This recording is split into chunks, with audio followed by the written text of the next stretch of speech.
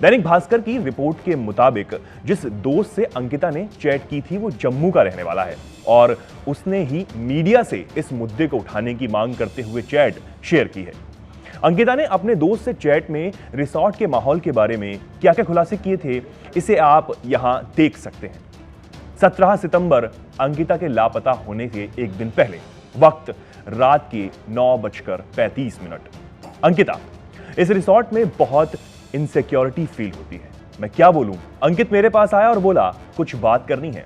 फिर मैं उसके साथ गई। दोस्त, कॉल करके बताओ क्या हुआ। फिर अंकिता ने कहा नहीं, आवाज नहीं आएगी। दोस्त कहता है चलो ऐसे ही मैसेज करके बताओ। सामने से अंकिता का जवाब आया। उसने बोला कि सोमवार को वीआईपी गेस्ट आ रहे हैं तो उन्हें एक्स्ट्रा सर्विस चाहिए। मैंने कहा कि मैं क्या करूं? तो बोला कि तुम कह रही थी कि स्पा वगैरह करोगी। मैंने बोला कि एक्स्ट्रा सर्विस की बात हुई थी, स्पा की बात कहां से आई? फिर वो बोला कि गवारों वाली हरकतें मत करो, गेस्ट देख रहे हैं। सामने से दोस्त कहता है आपने स्पा के बारे में क्या बोला? अंकिता ने जवाब दिया।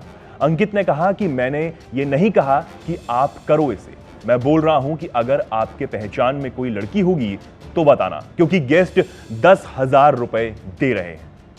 दोस्त पूछता है उनको बोलो कि मैं शरीफ घर से हूं, ऐसी सर्विस मैं नहीं दे सकती।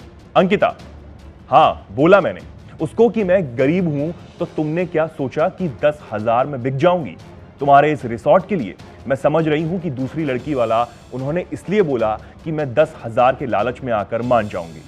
एक्स्ट्रा सर्विस मतलब सेक्सुअल रिलेशन है।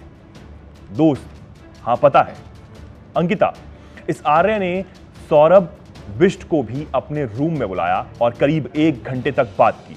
अंकित ये बात करने के बाद बोला सर को मत बताना, लेकिन मुझे पता है कि आर्य को सब पता है। इन तीनों ने जानबूझकर बोला ताकि मैं इनके पैसों के लिए हाँ कर दूं। दोस्त, उसको अच्छे से समझा दो कि ऐसे ऑफर्स ना लाएं। अंकिता, आगे से कुछ बोला तो मैं यहां काम नहीं करूंगी। इतना गंदा होटल है। रिजॉर्ट में एक आदमी था, उसने मुझे गले लगा लिया। उसने शराब पी रखी थी, मैंने उसे कुछ नहीं बोला।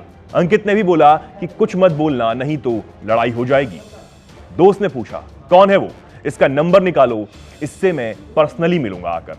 अब सोचिए कि इस तरह से अंकिता को मानसिक तौर पर प्रताड़ित और परेशान किया जा रहा था कि वो मुख्य आरोपी पुलकित आर्य के कहने अनुसार अपने जिस्म को उसके वीआईपी गेस्ट को सौंप दे और उसके मन मुताबिक उसके रिसॉर्ट में रहकर उसका काम करती रहे।